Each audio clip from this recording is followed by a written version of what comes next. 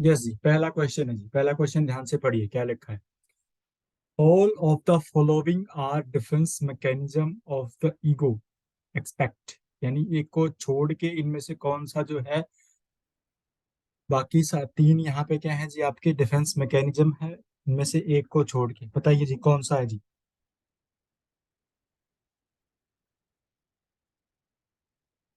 सभी को सी जो, सर। क्या जवाब है जी आपका? सी। ओके जी, सी। ये कह रहा है कि सी को छोड़ के बाकी तीन हमारे क्या है जी, इको डिफेंस मैकेनिज्म है। बाकी भी बोलिए बोलिए प्लीज। नहीं सर, सी तो ईगो डिफेंस मैकेनिज्म है सर। ये पूछा है कि किसी एक को छोड़ के।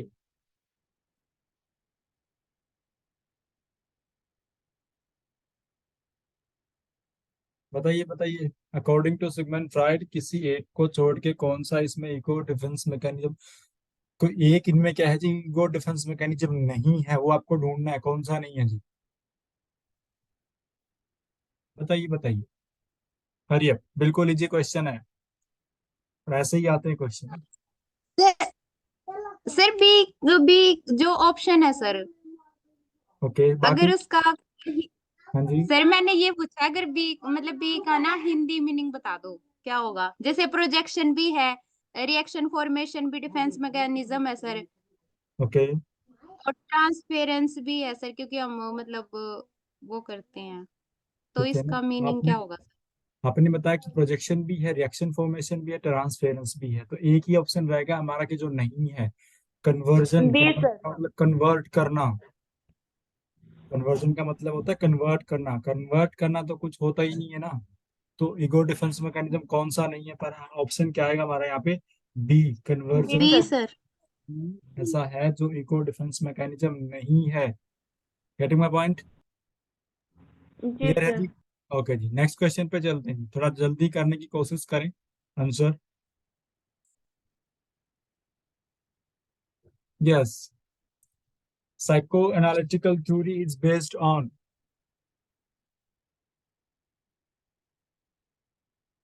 psychoanalytic theory is based on, option A personality, B growth, C development, and D none of the above। बताइए बताइए, साइको एनालिटिकल थ्योरी पहले तो बताइए दी किसने थी? फ्रॉइड साइको ने सर। फ्रॉइड ने, वेरी गुड। और किसके ऊपर बेस्ड है, क्या पढ़ते हैं हम इसमें? नहीं सर, एनालिटिक तो यूंग ने दी थी, सॉरी सर। यहाँ कंफ्यूजन क्रिएट होने वाली है। जो युग ने दी थी ना वो साइको एनालिटिकल थी, CAL कल, साइको एनालिटिकल। लेकिन साइको एनालिटिक जो आप, फ्रॉइड ने तो साइकोसेक्सुअल नहीं दी थी सर। सर साइको एनालिसिस तो सर फ्रॉइड ने दी थी सर, साइको एनालिटिक थ्योरी तो उसने दी थी सर, यूंग ने। साइको एनालिटिकल, मैं बार बार एक ही कल वर्ड, दी। साइको एनालिटिकल आपकी युंग ने दी थी, लेकिन जो साइको एनालिटिक है आपकी वो फ्रॉइड की ही है। साइको एनालिसिस से ही बना है साइको एनालिटिक। तो ये किस थ्योरी के ऊपर बेस्ड है बताइए। ए पे सर।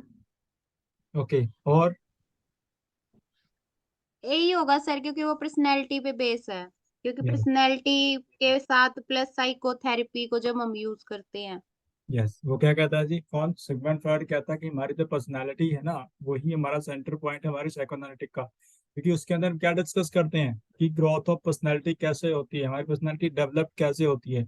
तो पूरी की पूरी आपकी थ्योरी किसके ऊपर बेस्ड है, आपकी पर्सनालिटी के ऊपर बेस्ड है। Getting my point? जी सर। चलिए नेक्स्ट क्वेश्चन करते हैं जी। पढ़िए जी, the level of consciousness which is considered as a reservoir of instinctive or animal drive is, ये कह रहा है कि इनमें से कौन सा लेवल है जो आपका क्या जी रिजर्वायर है आपकी इंस्टिंक्ट का, आपकी एनिमल्स ड्राइव का रिजर्वायर इनमें से कौन सा है, या कौन सा नहीं है, या इनमें से कोई है ही नहीं।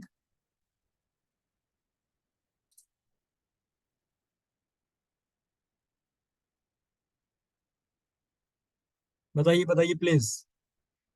ये पूछ रहा है कौन सा, इसमें कौन सा आपका जो लेवल है वो रिजर्वायर है आपकी इंस्टिंक्ट का, यानी आपकी इंस्टिंक्ट जो होती हैं वो इनेट होती हैं, वो सारी की सारी उसी के अंदर भरी होती हैं।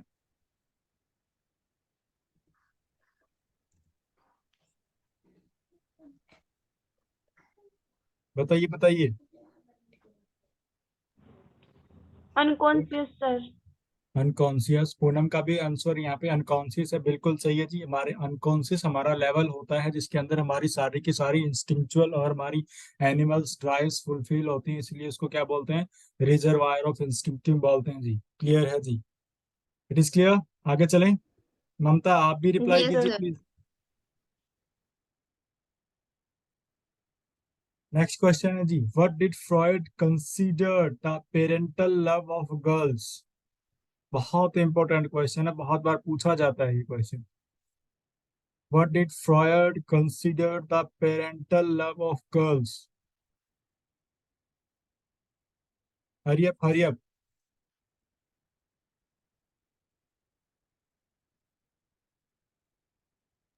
ए सर। ओके, किसी ने एक ने बोला है ओडिपस कॉम्प्लेक्स है, और बताइए। Sir B. ठीक है जी, एक ने बी बोला है, और बताइए ममता।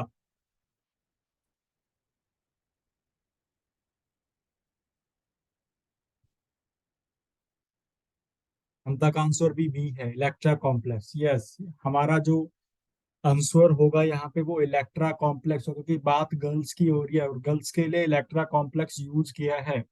ओडिपस कॉम्प्लेक्स रीता वो बॉयज के लिए करता है, ना कि गर्ल्स के लिए। ठीक है ना, तो इलेक्ट्रा कॉम्प्लेक्स और इलेक्ट्रा कॉम्प्लेक्स या ओडिपस कॉम्प्लेक्स कौन सी स्टेज के अंदर आते हैं। फेलिक स्टेज सर। यस, क्योंकि इन्होंने फेलिक स्टेज को ही इंपॉर्टेंट माना है, और ही दो कॉम्प्लेक्स के बिहाफ के ऊपर भी उनका क्रिटिसिज्म हुआ था, ओडिपस कॉम्प्लेक्स और Electra complex. Yes, next question है जी आपके लिए। और सर और ओडिपस कॉम्प्लेक्स को हम इस तरह से याद कर सकते हैं, जैसे कि आपने बताया था कि ओडिपस कॉम्प्लेक्स मतलब ओडिपस एक राजा था, इसलिए वो लड़कों से रिलेट है, तो वो बॉय से कनेक्टेड होगा। ठीक है जी, वेरी गुड। नेक्स्ट क्वेश्चन है जी, बहुत ध्यान से पढ़ना है। When a person try to make his or her thoughts and action according to other, वो क्या करता है जी, दूसरों के प्रति क्या करता है, दूसरों की तरह अपने थॉट्स और अपने एक्शन को प्रिपेयर करता है, ट्राई करता है कि मैं उस जैसा ही एक्शन और उस जैसे थॉट्स ही लेकर के आऊं। Who he feels like of follow, यानी जो उसको क्या करता है, जिसको लाइक या फॉलो करता है उसी की तरह वो कोशिश करता है कि थॉट्स और उसके एक्शन बने। Then this kind of activities called this type of defence mechanism, वो कौन सा डिफेंस मैकेनिज्म होगा। Identification sir. Okay, how. और भी क्योंकि बोलिए। सर इसमें है ना क्योंकि सर इसमें हम किसी व्यक्ति को अपना आइडल मानते हैं और उसके अकॉर्डिंग बिहेव करना शुरू कर देते हैं, जैसे कि फॉर एग्जांपल तेरे नाम मूवी आई थी, तो बिल्कुल लड़कों ने सही। ना बीच की मांग निकालना शुरू कर दिया था। यस, ये बहुत अच्छा एग्जाम्पल है, और इसका आंसर क्या होगा जी, आइडेंटिफिकेशन ही होगा। प्रोजेक्शन तो अपनी थॉट्स है किसी दूसरे के ऊपर प्रोजेक्ट करनी है, ठीक है ना। डिस्प्लेसमेंट एक का दूसरा किसी दूसरे के ऊपर निकालना है, तो ये आपका आंसर यहाँ पे क्या हो जाएगा जी, आइडेंटिफिकेशन हो जाएगा। नेक्स्ट क्वेश्चन है जी, बहुत इंपॉर्टेंट क्वेश्चन है, तीनों के तीनों का आपको रिप्लाई करना पड़ेगा जी। One component of Thanatos is the aggressive drive. Aggressive drive आपका किसका कंपोनेंट है।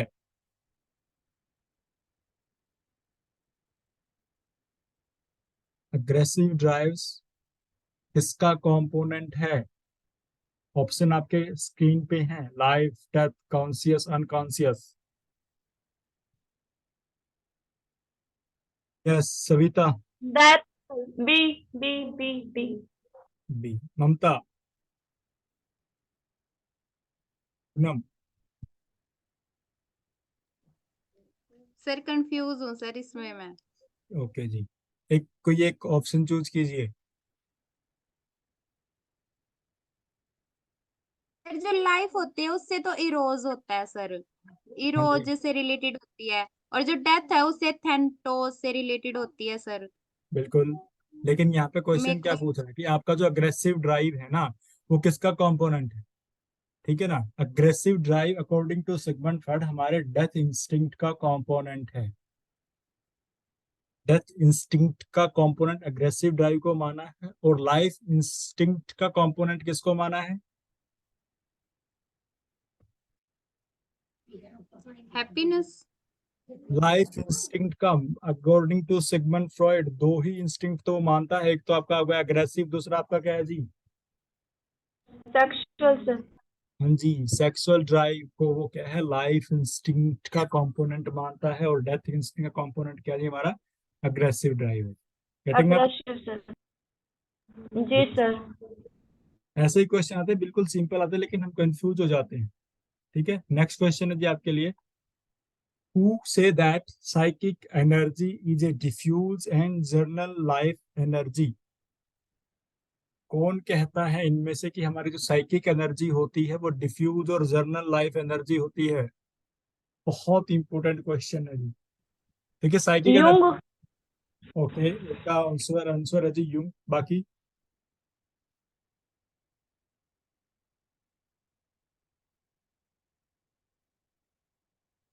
ममता, पूनम? यूंगी सर। ओके जी, क्या कहता है यूंग साइकिक एनर्जी के बारे में?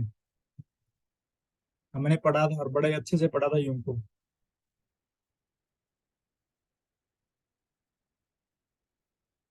यस, हमारा आंसर क्या हो जाएगा जी? युंग। युंग युंग ही है जो आपकी साइकिक एनर्जी यानी लिबिडो को क्या मानता है जी?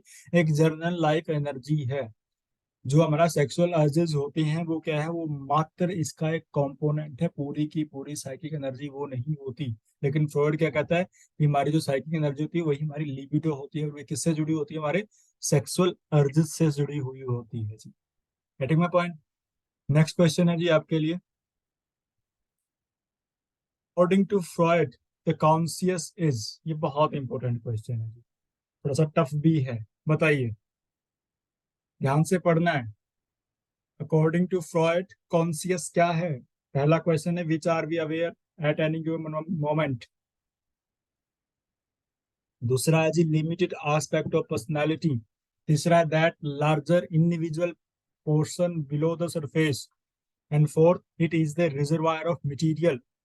तो कौन सा आंसर होगा जिसका? एक दो तीन, एक दो तीन चार, या एक दो तीन चार चारों ही? ध्यान से पढ़िए और जवाब देने की कोशिश कीजिए।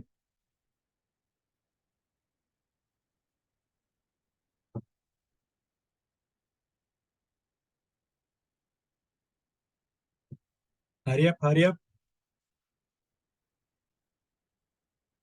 सर फ्रॉइड तो यही कहते हैं ना कि इसमें वही आएगा कि वट वी रिवील, हम एट प्रेजेंट जो भी काम कर रहे हैं वो दूसरों के सामने बता सके।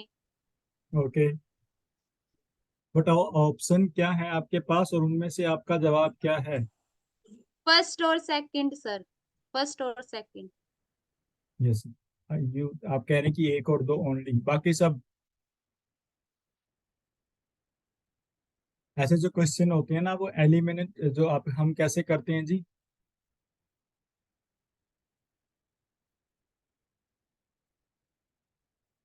एलिमिनेशन लगाते हैं इनके ऊपर हम। कैसे? मतलब एलिमिनेट करके सर कि ये तो नहीं हो सकता, और यस, जो उनसे नहीं हो सकता उसको कट आउट करते हुए चलते हैं सर। देखिए हम एक एक ऑप्शन पढ़ेंगे। विच वी आर अवेयर, ठीक है ना, कॉन्शियस के बारे में तो कहता ही है, तो एक तो होगा ही होगा। एट एनी मोमेंट हम जिसके बारे में अवेयर होंगे वो कॉन्शियस होगा, फ्रॉइड कहता है। दूसरा क्या जी? Limited aspect of personality. Limited जी सर। एस्पेक्ट है, क्योंकि वो अनकॉन्शियस को अनलिमिटेड एस्पेक्ट मानता है, लेकिन कॉन्शियस को क्या है, वो limited aspect of personality. Limited man. तीसरा ऑप्शन है दैट लार्जर इनविजिबल पोर्शन। यही नहीं, इनविजिबल पोर्शन तो ये है ही नहीं। इनविजिबल पोर्शन कौन सा होता है हमारा? अनकॉन्शियस होता है। और अनकॉन्शियस होता रिजर्वायर है। मटेरियल, और हमने तो थोड़ी देर पहले भी पढ़ा था कि रिजर्वायर ऑफ इंस्टिंक्ट कौन होता है हमारा? अनकॉन्शियस होता है, कॉन्शियस नहीं होता। तो इसमें ऑप्शन क्या हो जाएंगे हमारे? 1 और 2। One two. ठीक है जी, समझ में आ रहा है ना क्वेश्चंस? जी सर। ऐसे ही आएंगे, ठीक है ना। पूरी की पूरी थ्योरी मैंने इनके अंदर कवर कर की हुई है, कि दोनों थ्योरी। नेक्स्ट है जी, पढ़िए।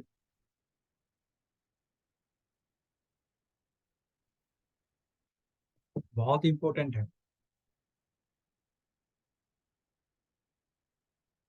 The incident experience contained in the collective unconscious are manifested by reoccurring themes or pattern, जिसको यूंग क्या कहता है?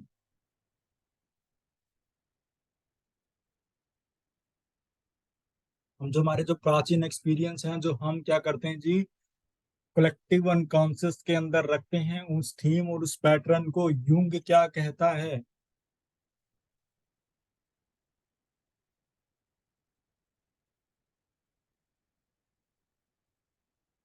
बताइए जी। Archetype sir. Okay, archetype sir. Okay, yes. जो हमारे एक्सपीरियंस कलेक्टिव अनकॉन्शियस के अंदर होते हैं, वो इमेजेस, वो थीम्स, वो पैटर्न क्या कहलाते हैं? आर्केटाइप कहलाते हैं। पर्सनल अनकॉन्शियस के जो थॉट्स हैं, थीम है, पैटर्न है, उसको क्या बोलेंगे? पर्सनल अनकॉन्शियस के अंदर जो थॉट्स एंड थीम होती हैं, उनको हम क्या बोलेंगे? कॉपी साथ में मेमोरी लेके सर, बैठो। जो कभी भी मतलब memory that have been forgotten sir, मतलब जो यादें हम भुला नहीं सकते। मेरा क्वेश्चन सीधा सा है आपसे कि पर्सनल अनकॉन्शियस के कॉम्प्लेक्स, कॉम्प्लेक्स बोलते हैं सर उसको। बिल्कुल सही है, जो कॉम्प्लेक्स बोलते हैं। और कलेक्टिव अनकॉन्शियस की थीम को क्या बोलते हैं? आर्केटाइप बोलते हैं। पर्सनल अनकॉन्शियस की थीम को क्या बोलते हैं हम? कॉम्प्लेक्स बोलते हैं। Complex. Yes, very good. Next question है जी आपका, masculine aspect of the female psyche.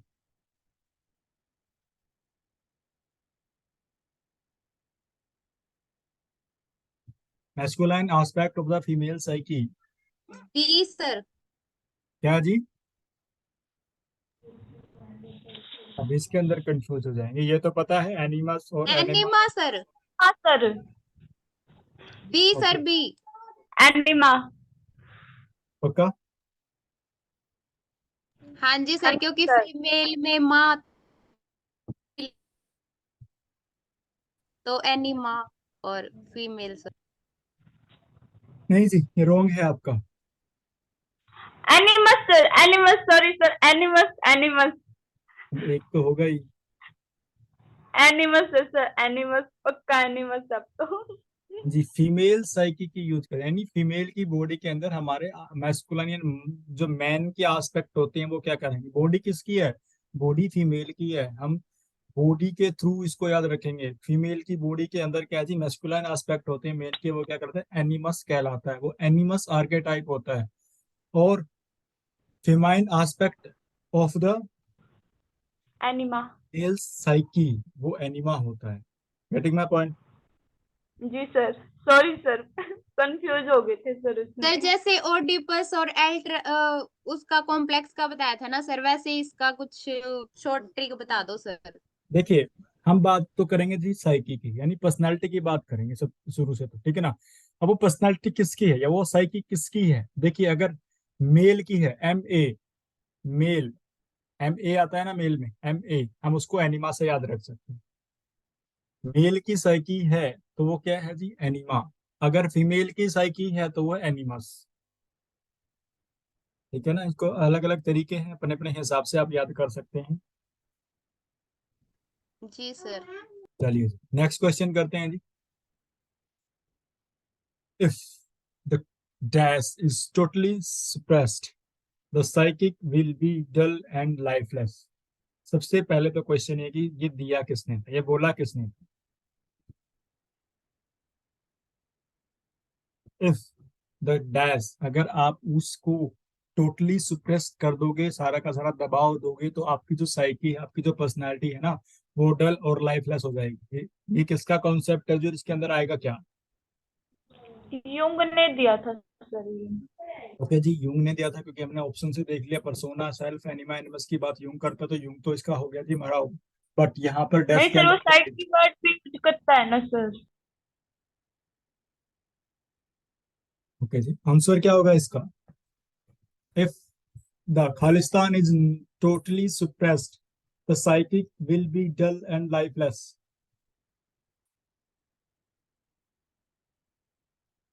बताइए जी प्लीज, बहुत इंपॉर्टेंट है, दिमाग लगाइए इसके अंदर। सर परसोना तो मुखौटा हो गया सर, हाँ जी, और एनिमल्स मतलब वो हो गए सर जो हम फील करते हैं, मतलब मेल या फीमेल फील करेंगे। सेल्फ हो सकता है सर। ओके जी, पूनम ने कहा जी सेल्फ हो सकता है, बाकी के दो रिप्लाई कीजिए। हरियप हरियप, में ऐसे क्वेश्चन ही कंफ्यूज करते हैं और ऐसे ही आएंगे इनकी थ्योरी में से। सविता बताइए प्लीज। सर नहीं, क्या नहीं? सेल्फ नहीं होगा सर। ओके, सेल्फ नहीं होगा, तो क्या हो सकता है? नहीं सर, कुछ भी नहीं sir. None of the above. None hmm, about. और पता नहीं सर। जितना मेरे को पता सर, नन यही आएगा सर इसका। सर यस, सेल्फ में मतलब हम यही लेते हैं ना कि जितनी भी चीजें होती हैं उनको बैलेंस कर सकें। देखिए इसका जो आपका आंसर है ना, राइट आंसर क्या है, वो नन ऑफ द अबोव है, इनमें से कोई नहीं है। क्यों? क्योंकि शैडो वो सर हमारा। सेल्फ में तो सर खुद की पहचान होगी। यस, देखिए इफ द खालिस्तान को अगर मैं भरूं तो किससे भरूंगा? If the shadow is totally suppressed, the psyche will be dull and lifeless. यूं क्या कहते हैं, शैडो हमारी एनिमल इंस्टिंक्ट जरूर होती है, लेकिन उसे वो क्रिएटिव बनाती है हमें। अगर वो हमारी हाँ शैडो जी। टोटली सप्रेस्ड हो जाएगी, दबा लेंगे हमारे एनिमल इंस्टिंक्ट को, क्या होगा जी? हमारी लाइफ क्या हो जाएगी? लाइफलेस हो जाएगी और डल हो जाएगी। तो यहाँ पर ऑप्शन तो आना चाहिए none of the above, sir but right answer क्या है जिसका? शैडो। शैडो एक ऐसा कॉन्सेप्ट है जिसको हम क्या करेंगे जी? टोटली सप्रेस्ड कर लेंगे, दबा लेंगे, तो क्या होगा? हमारी साइकी डल और लाइफलेस हो जाएगी। Getting my point? जी सर। जी सर, डार्क होता है ना सर ये शैडो, तो इसलिए सर। यस, बिल्कुल राइट। नेक्स्ट क्वेश्चन है जी, according to Jung which are irrational functions. According to you इनमें से कौन से हमारे इरेशनल फंक्शंस हैं? ठीक है ना, चार फंक्शन उन्होंने बताए थे, सेंसिंग, इंट्यूटिंग, थिंकिंग एंड फीलिंग। उनमें से कौन से हमारे फंक्शन है जी जो हमारे इरेशनल फंक्शन?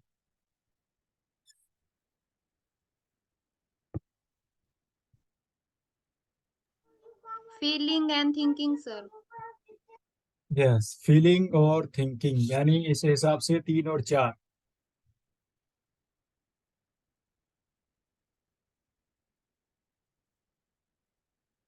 सविता आपका ऑप्शन?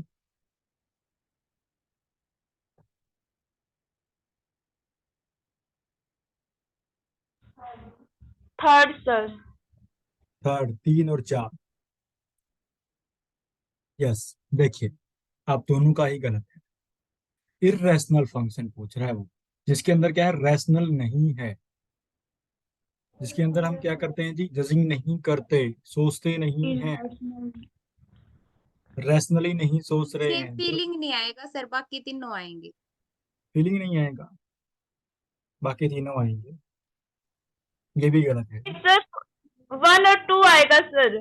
जी कॉपी में सेंसनिंग देखिएगा, और यो क्या है सर, क्या बोलते हैं सर इसको? सेंसिंग एंड इंट्यूटिंग, ये दो आपके ऐसे फंक्शन हैं हाँ अकॉर्डिंग जी सर। जो आपके इरेशनल फंक्शंस हैं। बाकी थिंकिंग एंड फीलिंग आपके रैशनल फंक्शन है। रैशनल फंक्शन है सर। हाँ जी, ट्राई करें अच्छे से देने की, नकल ना मारें, ठीक है ना? जी सर। और ऐसे ही क्वेश्चन है, बहुत डिटेल्स में मैंने आपको ये थ्योरी करवा रखी है, फिर भी हम कंफ्यूज होते हैं, और काफी दिन बीते नहीं है थ्योरी करवाई हुई। चलिए कोई बात नहीं, ऐसे ही हमें याद होता है। इरेशनल फंक्शंस कौन है हमारे? कौन कौन से हैं? दो होते हैं, सेंसिंग एंड इंट्यूटिंग। और रेशनल फंक्शन कौन से होते हैं? Thinking and feeling. Getting my point? Yes. Next question है जी हमारा, which are a positive purpose of guiding our behaviour to escape और प्रोटेक्ट आवर सेल्फ। इनमें से कौन सा ऐसा है जी जो हमें पॉजिटिव पर्पस देता है कि हम अपने आप को एस्केप करें और प्रोटेक्ट करें?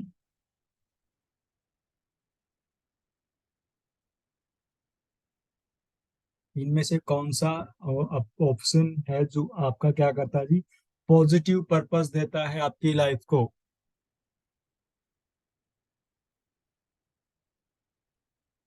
ऐसा क्वेश्चन पूछ लिया सर, बहुत कंफ्यूज क्रिएटिंग करने वाला है ये question।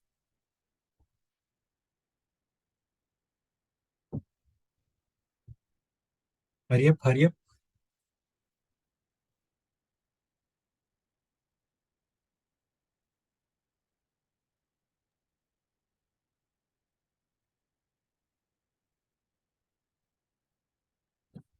रियलिटी प्रिंसिपल क्या होता है जी?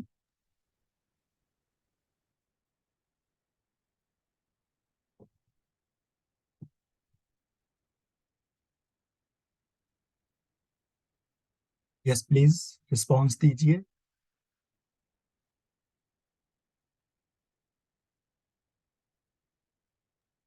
सर जो हमें रियल चीजों के बारे में अवेयर करवाया सर, मतलब गलत क्या है, सही क्या है। ओके,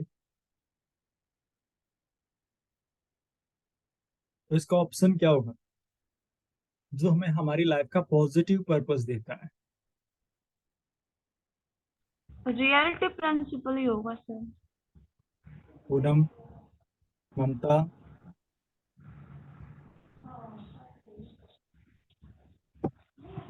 यही ये होगा सर, क्योंकि इसमें सेल्फ अवेयरनेस होती है। ओके, चलिए जी, तीनों का ऑप्शन ए है, लेकिन ए यहाँ पर आपका राइट ऑप्शन नहीं है। Second. Yes, according to Sigmund Freud, anxiety, एक एंजाइटी है इनमें, रियलिटी एंजाइटी। वो क्या, जो रियल में खतरा है उसके प्रति हम क्या जी, एंजाइटी रखते हैं। जो डेंजर है, एग्जिस्ट डेंजर है, उसके प्रति हम रियलिटी, उसके प्रति जो एंजाइटी रखेंगे वो कौन सी होगी, वो रियलिटी एंजाइटी होगी। ठीक है, रियलिटी एंजाइटी ही क्या है जी, आपके पॉजिटिव पर्पस देती है। क्योंकि अगर आपके आग लगी है आपके पास, तो क्या करोगे आप, अपने आप को बचाओगे, एक्सकेप करोगे ना। उस समय जो एंजाइटी होगी वो कौन सी होगी, वो रियल एंजाइटी होगी, reality reality anxiety. Sir. Yes, तो इसका राइट ऑप्शन क्या हो जाएगा जी हमारा, reality anxiety, moral anxiety, reality anxiety. और तीसरी क्या थी जी हमारी? बेसिक। नहीं जी, बेसिक एंजाइटी तो नहीं। ये बेसिक एंजाइटी किसका कॉन्सेप्ट है? मैंने कल वाली थ्योरी में करवाया था, जो कल प्रेजेंट थे। जी सर। कायरन, कान होने का था सर, कान होने का। कायरन हॉर्ने का कॉन्सेप्ट है बेसिक एंजाइटी। रियलिटी जी एंजाइटी, सर। मॉरल एंजाइटी और न्यूरोटिक एंजाइटी किसका है जी, हमारा सिगमंड फ्रॉइड का है जी। क्लियर है जी? यस। जी सर। आज का next and the last question है जी हमारा, जिसके अंदर आपके ऑप्शन नहीं है, ठीक है ना। लास्ट क्वेश्चन है जिसके अंदर ऑप्शन नहीं है, आपको सिर्फ स्टेटमेंट पढ़ के उसका आंसर देना है।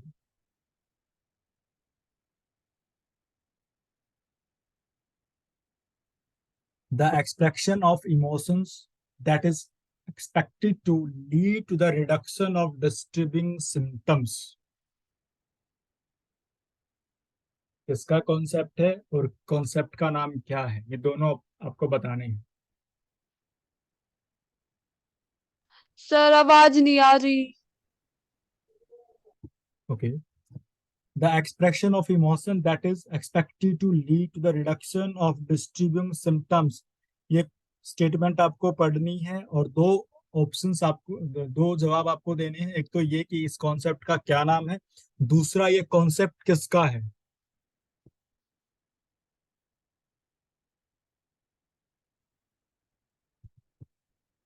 बताइए,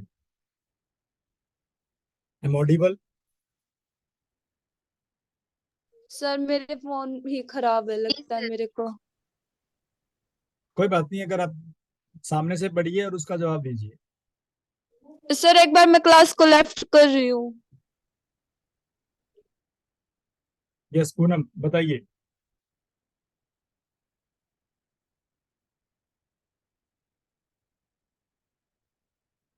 सर इसमें मतलब कॉम्प्लेक्स कन्फ्लिक्ट होते हैं सर, मतलब जो टर्म इसमें आएगी सर, क्योंकि जो हमारी इमोशंस है उसको हम एक्सप्रेस नहीं कर पा रहे, और जो उसके मतलब हमें लक्षण दिखाई दे रहे हैं वो भी डिस्टर्ब हो रहे हैं। तो ये चीज, दोनों चीजें कब होती है जब हमारे माइंड में कन्फ्लिक्ट होता है। देखिए, द एक्सप्रेशन ऑफ इमोशंस, यहाँ पे इमोशंस को एक्सप्रेस कर रहे हैं, उन इमोशंस को जो हमें क्या कर रहे हैं जी, डिस्टर्ब कर रहे हैं। अब क्या बोलेंगे इसको, उन इमोशंस को हम क्या करें जी, एक्सप्रेस कर रहे हैं जो हमें डिस्टर्ब करते हैं।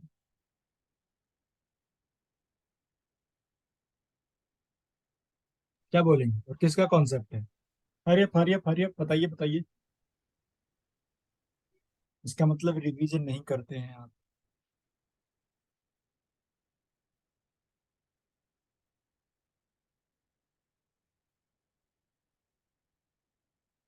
बताइए सविता। सर क्वेश्चन एक बार दोबारा समझा दो।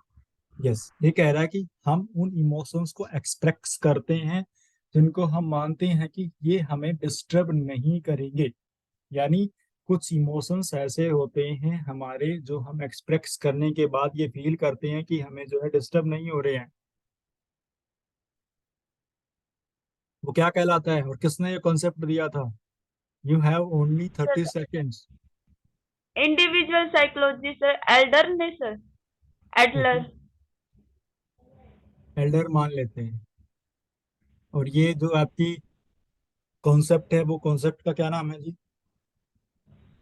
Inferiority feeling sir. रॉन्ग। देखिए, अब ध्यान से सुनिए और फिर आप ये कहोगे कि हाँ जी सर ये तो था ही। आपने एक वर्ड सुना होगा, कथारसिस। उस कथारसिस का क्या मतलब है? सर वो पनिशमेंट से बिहेवियर सीखता है सर, बच्चा। नहीं, वो तो वो कंसाइंड सर, है। हाँ वो कंसेंट है सर।